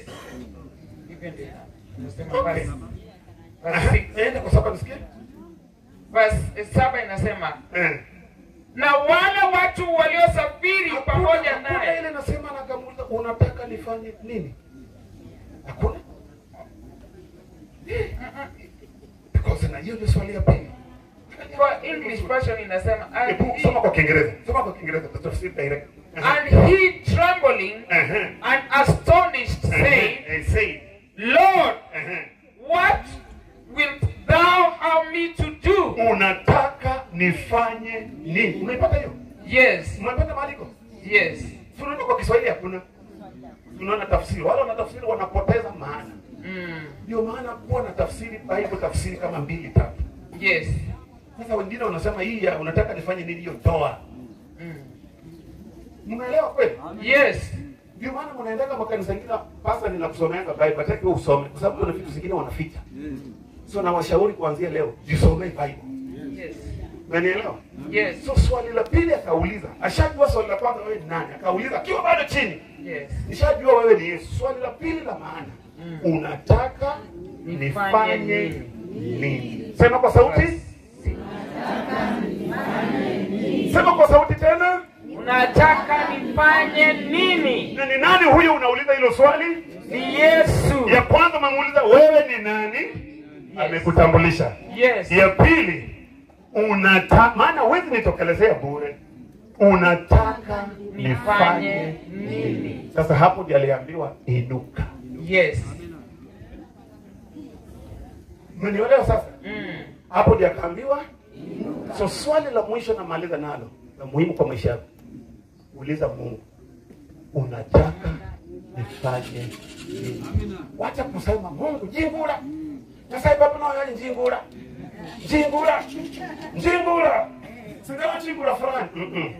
Mungu haiwangi watu ovyo ovyo. Ukijua kile anataka umfanyie na uanze kuifanya, hiyo ndio kuinuka kwako inaanza. Hallelujah. Watu hapa ndio wameelewa. Yes. Ukijua hole milimo hole milimo chomani. Aya, ngoja kwanza. Balilangwa nilo chiro holori ndio dobiro manyiro. Sio kama ndio. Manyiro kulanga kata. Aya, hola balilangwa liuchila walila. Mete sauti. Liuchila walila. Aya, hii ndio bola sauti hiyo. Dahahole nilichomwani. Lakini joko langa ni jicho mwene. Oparango mukhalabo mukolanga khorumisha nyasaye. Kata Paulo Yesu alikubukhala bokuira abantu. Ama njira nje milimo cha Yesu. Lakini kule nyangale ya birwa sinjira. Dela huira kumahanga. wala kambira abaruchi nubia kwa Yahudi pala kuira, lakini kubande kwa mataifa ni wote hurumaho. Sisi watu ambao si Wayahudi ni Paulo ndiye alifanya tukaokoka. Nasema sisi watu ambao sio Wayahudi wa Israeli, Petro yarumwa kwa Wayahudi.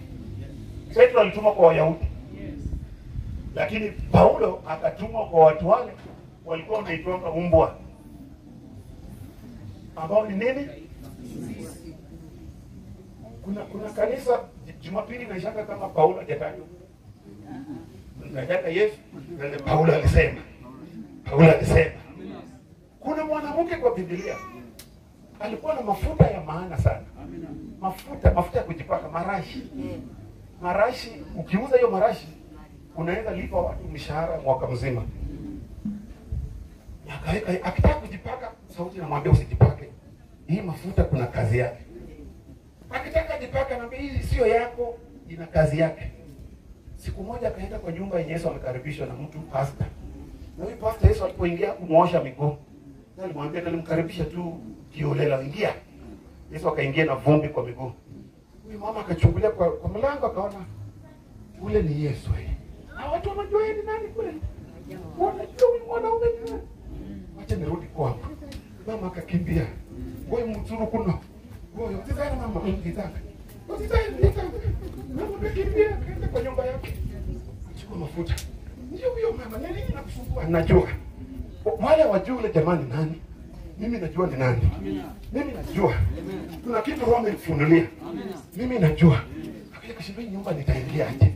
Na wamama wakubali wangu. Sasa leo wamesubaa wanakula, mama akaingia. Akaenda kwa miguu ya Yesu. Akachukua mafuta. Akamwaga kwa miguu ya Yesu. Mafuta yenye ukiuza utalisha watu mshahara mwaka mzima. Akamwaga, akachukua nywele yake. Unajua nywele ya mama? Hebu kuuza mama nywele mtamalizana. Guza rinda sawa, guza mguu sawa. Guza nywele. Umkhana wabe nokutira kamsaluru mahukasi hivyo. Maana ifula njero. Anyelokutu yakatomwana kunjira. Ifula ifula. Mvua isifanye nini? Mama akasema nywele yangu ndio maana. Hii ndio nitapanguza nayo miguu ya Yesu. Nakapanguza, machozi yake ndio alikuwa analia. Akasema nyinyi nyumba hajui wewe nani. Mimi najua mahali ulinitoa. Nilikuwa na mapepo 7. Pepo ya ukahaba. Ulinirudishia heshima. Mimi najua wewe nani. Roho amenifunulia. Vile utakufa, hivi karibuni unaenda kufa. Hatutapata nafasi ya kukufanyia vile watu wanafanyianga miili yao. Hiyo nafasi itapatikana. Na Roho amenifunulia mafuta. Hiyo ndio kazi mimi niliumbiwa. Nikuje nipake Yesu mafuta miguu. Maana vile atakamatwa na askari, vitu zitafanywa haraka. Kitambo watu wao waseme walisika wakupaka mwili yake mafuta, twende. Wanaenda kalifufuka kitambo. Mama alijua network, kwa sababu alimjua network yake na Yesu kaingiana. Akaona mambo ijayo, akafanya kitu. Treasurer, nashukuru Mungu mzee alikuwa treasurer. Na pastor janiambia kwa aliwahi pesa. Mzee aenda kwa amani. Ule mwenye ako pale sio yeye, ile ni mwili yake mwenye alienda. Treasurer akakuja kusema alipomwaga mafuta, wale walikuwa kwa kona nyumba na ilikuwa ni harufu ya samaki, sasa imebadilika ni hiyo ni nini? Hiyo mafuta. Nilikuwa nasikia mtu wa kwanza kiongea, wale walikuwa wanalalamika.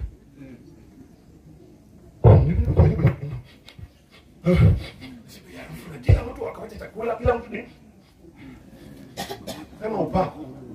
sema upako. Mwanamke ameingia, amebadilisha mazingira ya nyumba. Harufu ilikuwa mbaya imeenda. Sasa kila mtu anasikia harufu nzuri. Treasurer akasema hiyo pesa inaharibiwa. Wewe mwanamke, Yesu simwambie hii pesa angenipatia mimi treasurer, tungeuza tungesaidia maskini. Yesu akamwambia, "We! Shut up." Ndio maana nimwambia yule mzee, "Shut up."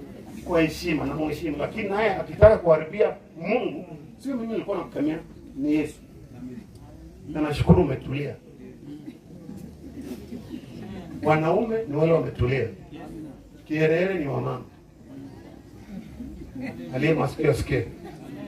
Yesu akamkemea, akamwambia, "We! Haujui mama ananifanyia hivi kwa sababu ya kuondoka kwangu. Nyinyi mtakujanga too late. Mkikuja mnipake, mnapata jeshi imesimama kwa kaburi ya Kenyatta. Na hao ndio wanakuja watu kwenda Mungu. Unaelewa kweli? Amina. Walienda siku tutapaka mafuta, nyinyi mlichelewa. Niko mama alishika network. Na Yesu akasema maneno haya. Nyinyi wahubiri 12 mko hapa. Petro na wengine. Unaona kitu hii mama amefanya? Kila mahali mtaenda kuhubiri. Mkikosa kusema hii kitu amefanya, unaona nimesema. Mkikosa kusema hii amefanya, utaniona. Maana hii amefanya, amepaka mafuta kuondoka kwangu. Otherwise dunia ingelaaniwa. Na kuombea kwa kuwa kwako hapa. Unaweza kuwa wewe haujaitwa ufanye kazi ya kuwa mchungaji. Lakini mama, wewe umeitwa tu kulea watoto wako. Na kwa hao watoto iko mwinjilisti mkubwa unalea. Kama hiyo ndio kazi Mungu alikuambia fanya. Usilalamike, usinungunike, fanya. Na kama hujui kwa nini Mungu alikuambia wengine wetu maisha yako hainuki, kwa maana kile unafanya ni kazi yako. Petro akasema ninapomaliza, Bwana Yesu, tumevua usiku. Kwa sababu ulikuwa unafanya kazi. Lakini nilikuambia wewe ndio Petro. Umesahau? Nilikuambia nifuate, nitakufanya. Nikupatie kazi yenye Mungu alikuambia. Baba yako Yona alikuita Simoni. Mbingu haikujui, mbingu inajua wewe ni kamwamba kadogo. Wewe ni Petra, kamwamba. Na wewe ndio nikienda nawachia, fungulia watu waingie. Alikuwa anavuanga samaki, hiyo ni kazi yake. Lakini sasa akapata swali la jibu la pili, unataka nifanye nini? Unanipenda? Lisha watu wangu. Unanipenda? Lisha watu wangu. Wachana na samaki. Unanipenda kuliko samaki? Lisha watu wangu. Unanipenda kuliko biashara yako? Simama kwa miguu yako. Mbona sinjira buli muntu sinjira imandire? Isonje uranga nini? Wewe ni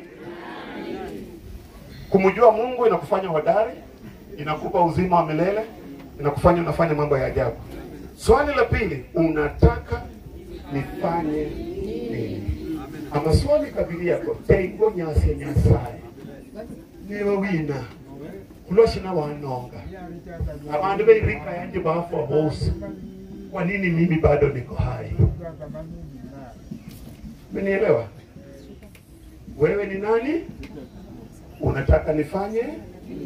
Hii swali ya pili, hapo ndio kuinuka kwako kuko. Wakati unapoanza kufanya kile Mungu alikuumbia, maisha yako inaanza kuinuka. Maana hapo ndio Mungu anakuunganisha na watu. Angalia watu wale Paulo alitaja. Hakuna mtu wa familia yao. Matendo mitatu, Warumi 16 anasema alitaja majina ya watu wale walifanya kazi pamoja na mimi. Andrina, nani, Priscilla, nani. Akasema Priscilla na Aquila mume na mke. Siku nyingine nilitaka kukatwa shingo, akasema msikate mhubiri wetu. Huyu jamani wa maana, kata mimi. Akasema walikuwa tayari kukatwa kwa ajili yao. Maana walikuwa huyu ndiye amebeba wokovu wa watu wa Itumbi. Akiuawa sahi hatuna vitabu 13 kwa Biblia.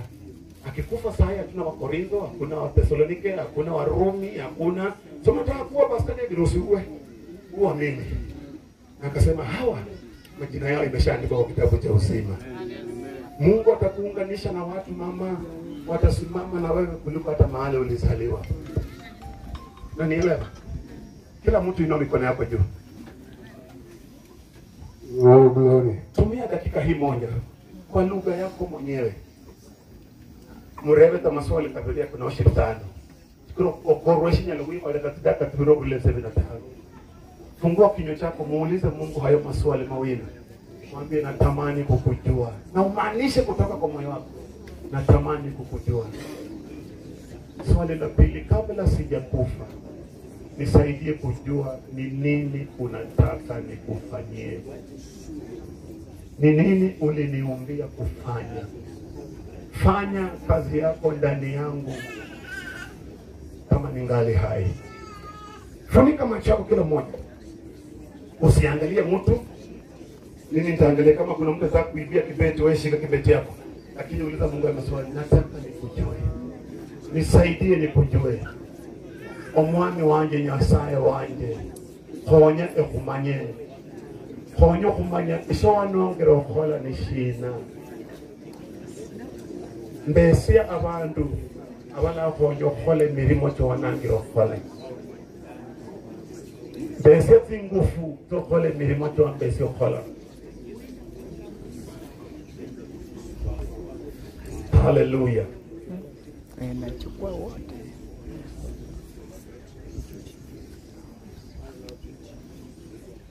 Kwa sababu ya wale hawajui kuomba, wacha niwasaidie. Kwa wale mmemaliza kuomba, sema kwa jina la Yesu, amina. Kwa wale mmeomba, sema kwa jina la Yesu, amina. Amina inamaanisha hiyo hivyo. Sasa kwa wale hamujawahi kujua kuomba, ulikuwa umenyamaza. Sasa funika macho. Nitakusaidia kwa Kiswahili. Sema Bwana Yesu Kristo. Kwa sauti kila mmoja, Bwana Yesu Kristo. Hii inasaidia wale hawajui kuomba, walikuwa wamenyamaza. Bwana Yesu Kristo. Nimesikia neno lako.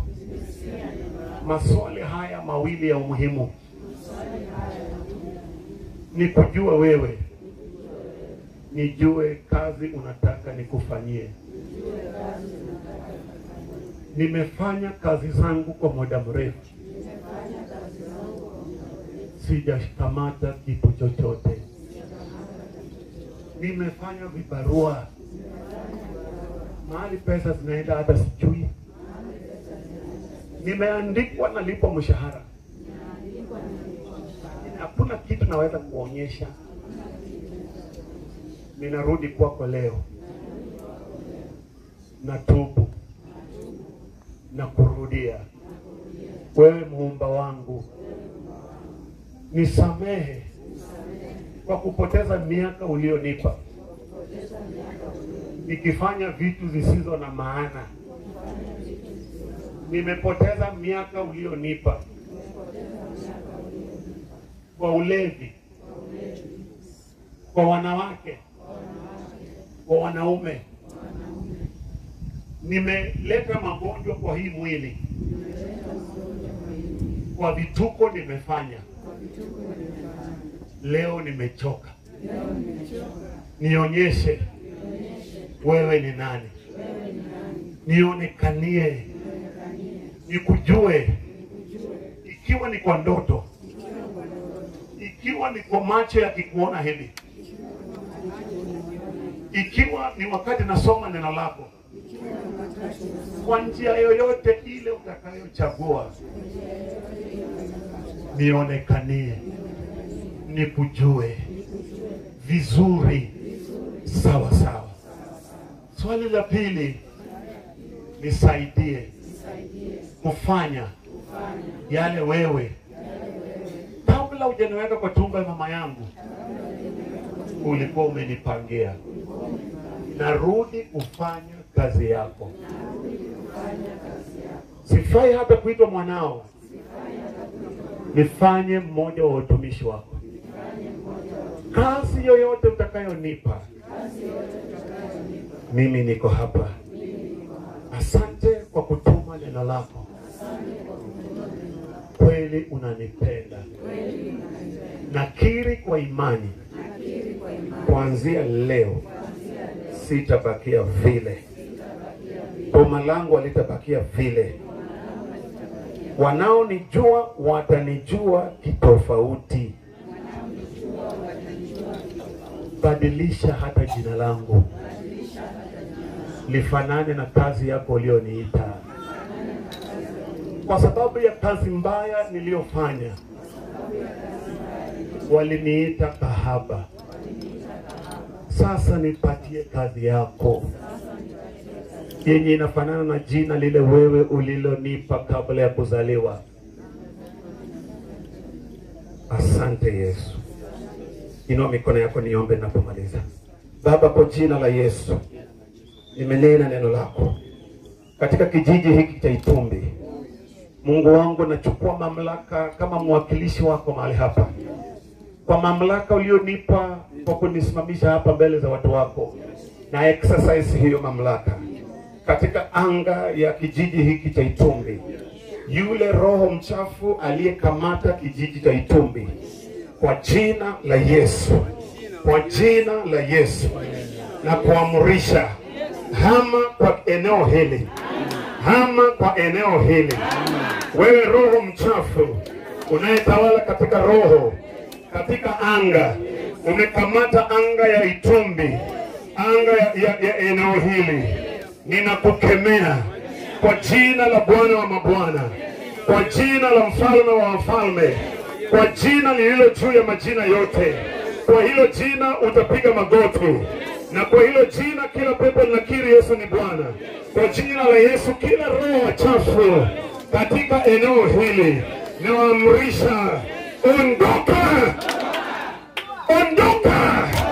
Kila roho chafu waliokamata vijana katika eneo hili, hata serikali imeshindwa. Tulisikia wakisema wameshindwa, lakini hawezi kumshinda Yesu. Kila mapepo ya ulevi katika eneo hili mahali hapa leo, kwa mamlaka ya Yesu na kwa umoja wa kanisa ambalo ndio mwakilishi wako hapa, ulisema kile tunafunga hapa kinafungwa mbinguni, kile tunafungua hapa kinafunguliwa. Na kama mwili wako ulio duniani sasa, kanisa ambayo ni mwili wako, tunachukua mamlaka ya Yesu, tunafunga kila anga ya giza, tunafunga kila mapepo ya ulevi, tunafunga kila mapepo ya uganga, roho zote za uganga katika eneo hili. Kila waganga washikwe na kichaa, kila waganga washikwe na wazimu, kila waganga washikwe na wazimu. Kwa siku 7 wasipotubu na kumrudia Mungu na kuachana na uchawi na kuachana na uganga, baada ya siku 7 wasipobadilika, mauti yao imetangazwa. Kwa siku 7 wasipomrudia Mungu na kuungama na kutubu, watoto wa watu waliofunga, watoto wa watu walioua, maboma walizoharibu, kwa siku 7, ikiwa mimi ni mtumishi wa Mungu, ikiwa roho Mungu yuko juu yangu, kwa siku 7 mapepo ya eneo hili, ikiwa wachawi hawatatubu, vifo vyao vimetangazwa. Ikiwa hawatamrudia Mungu na waache kuharibu maboma, mauti yao imetangazwa. Na kwa wale watakaotubu, rehema wameachiliwa, rehema imeachiliwa, neema imeachiliwa kwa jina la Yesu Kristo. Na wale ambao wamefungiwa kwenye vioo, wale ambao wamefungiwa kwenye mabesheni kwa maji na kwa vioo, tunawafungua, tunawafungua, tunawafungua kwa jina la Yesu, kwa jina la Yesu. Maboma yale yaliyotupiwa, roho ya vifo vya mapema, tunasukumia mbali roho ya kifo cha mapema. Mahali walifanya dhambi, mahali maboma yalifanya dhambi, tunaomba rehema, tunaomba rehema. Kumbuka damu ya Yesu, kumbuka damu ya Yesu. Spare hayo maboma, spare hayo maboma. Mfalme, na ijulikane wewe ndiye mfalme wa wafalme, na ijulikane kwa matanga ya Henry Odinga ulitembelea watu wako, maboma yakafunguliwa, watoto wa watu wakafunguliwa, wamama wasiozaa wakafunguliwa katika jina la Yesu. Roho za wazimu tunazikamata, roho za wazimu tunazikamata, roho za wazimu tunazikamata, roho za wazimu tunazikamata, kuanzia mashariki hadi magharibi, kaskazini hadi kusini, tunazikamata. Tunafunga kazi yao, tunafunga kazi yao, tunaharibu kazi ya ibilisi, tunaharibu kazi ya ibilisi. Yesu adhihirishwe, Yesu afunuliwe, iinuliwe, itumbi ifunguliwe katika jina la Yesu. Asante Bwana, asante Bwana. Wamama walio wajawazito, mashambulizi kwa ndoto, tunakemea roho ya kutumwa, tuharibu mimba, tunaivunja katika jina la Yesu. Huyu mtoto ataishi miezi 9, atazaliwa na wao ndio watainua kijiji hiki katika jina la Yesu, katika jina la Yesu.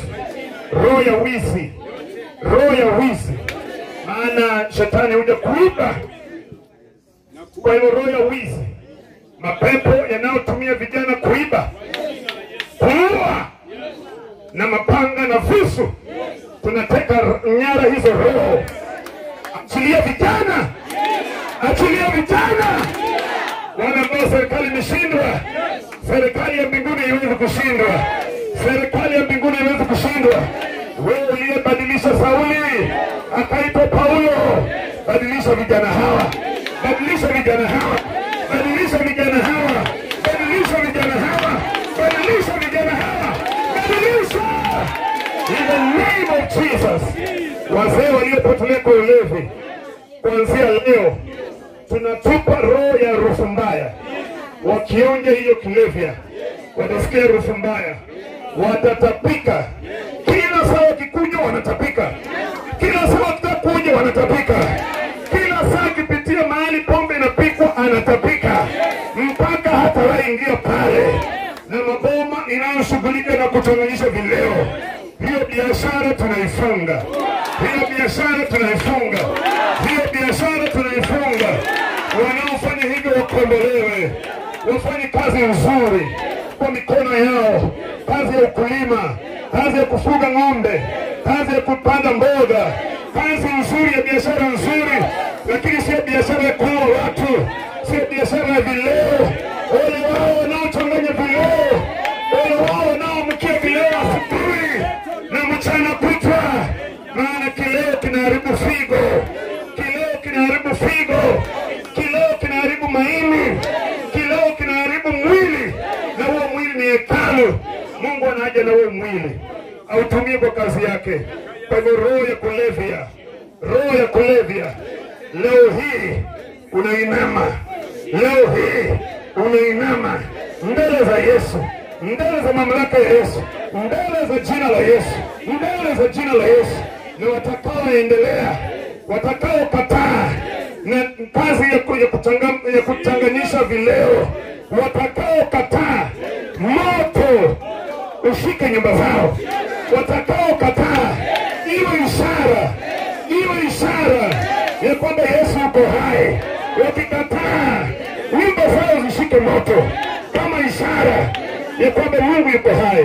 Pokea sifa Bwana. Lakini wakibadilika, wapatie kazi nzuri. Wakikuamini na kuacha hiyo, wapatie kazi nzuri ili walitukuze jina lako. Kwa jina la Yesu Kristo nimeomba na kushukuru.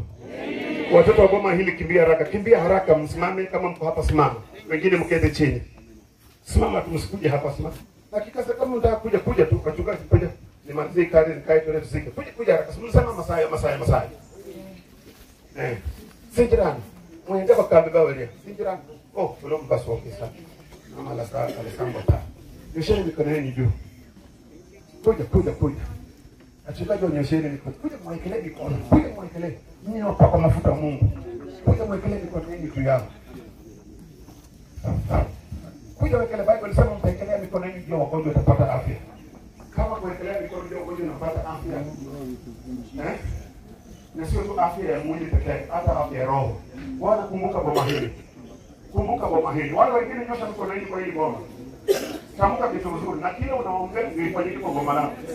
Kama unaombea kuharibika na kurudia, waombe kitu vizuri. Kile unaombea ifanyike kwa boma yako hivi. Tamka kitu kwao, Baba, tembelea boma hili. Kwa jina la Yesu. Badilisha Bwana. Badilisha historia yao kuanzia leo. Isaya 6 anasema siku ile Uzia alikufa, Isaya alimuona Bwana. Kwa mauti haya ya mzee Henry, waje Goma muone Bwana. Mahali wasichana wameolewa, watoke hapa leo na upako. Watoke hapa na mafuta ya mbinguni. wabadilishe mazingira ya mahali wanaenda. Waitwe wabarikiwa na mababa zao wakwe. Waitwe mabinti waliobarikiwa. Haleluya. Asante Bwana Yesu. Asante Bwana na waguza. Pokea sifa na utukufu. Kwa jina la Yesu tunaomba na kushukuru. Amen.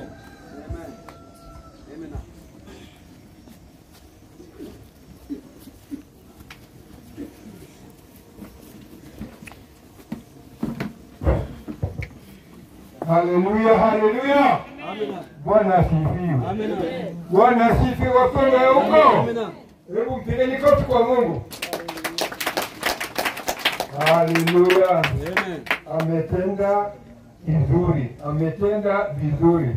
Nilimwambia anakuja na ana mambo matatu mazuri. Anatimizwa kwa sababu yeye ni mtu wa Mungu, yeye ni mtu wa Mungu. Haleluya. Amen. Ya vitu vitatu: anaponyaji, anaokoa na baraka. Na kama ulitega sikio na unasikia na inaingia, amini yale ambayo natumwa imeisha. Amen. Amen. Amen. Amen. Kwa sababu hilo swali lilikuwepo hapo ni mazito na ni magumu na ndio kifunguo. Nani? Nasema kwa gumu yako ya ndani uliza. Nani?